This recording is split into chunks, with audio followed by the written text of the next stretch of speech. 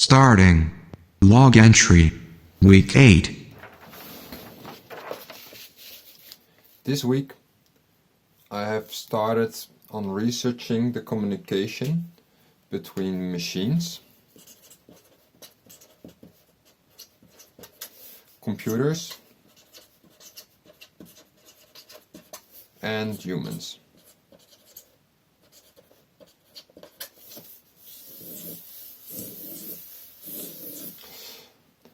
All three different components have their own way of communication. Computers communicate in bits, bytes, and electricity, among others. Humans do that, for instance, in words, body language, and grammar.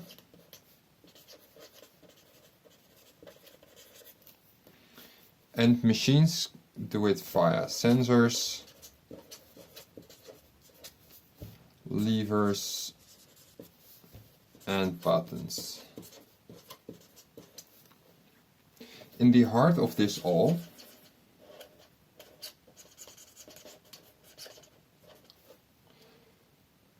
there are basically three different concepts. We got physical interaction, we got informational interaction, so by exchanging data, and we got conceptual interaction. Conceptual interaction is where the machine learning hype currently is at. All three of these types of interaction can occur between any of these.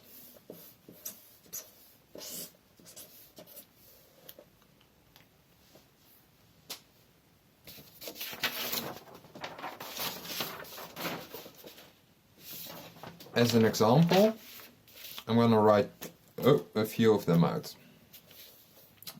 Machines, again, computer, and human. At this moment my research is a bit stale on the machine-computer interaction, so I currently just put it to exchanging bytes via electrical signals. But it doesn't have to be electrical. Can also be radiographic, or whatever way a computer can send something to a machine, and the other way around. Humans communicate with computers via programming languages, for instance.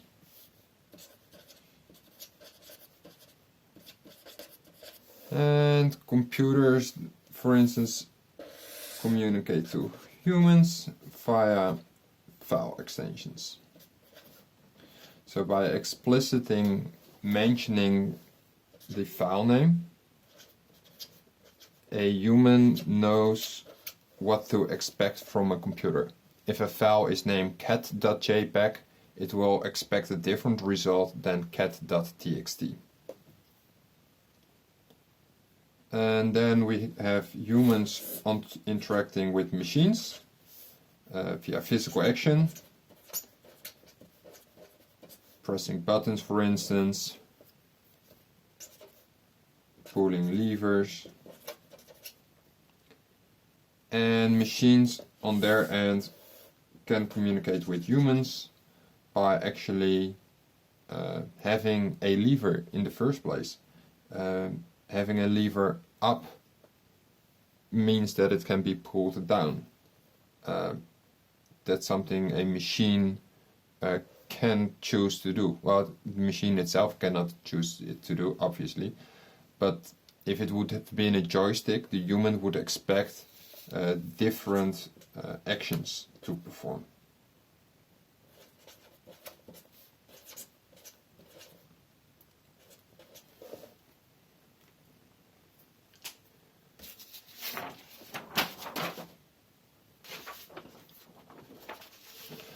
So what I did this week, I explored this idea of communication further by dividing a project I had in mind into different subsets. I have one subset I call Insta hashtags.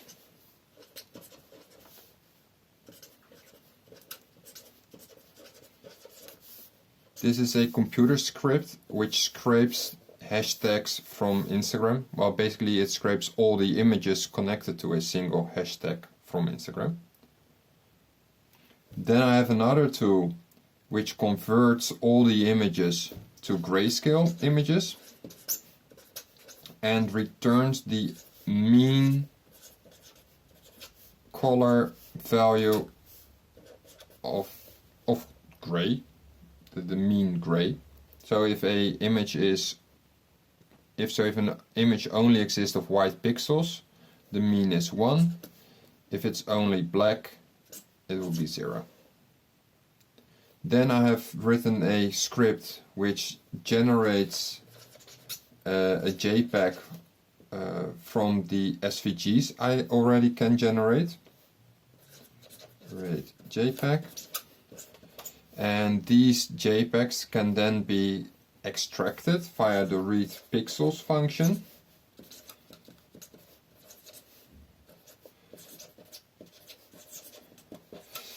This is a script which basically takes steps through the JPEG file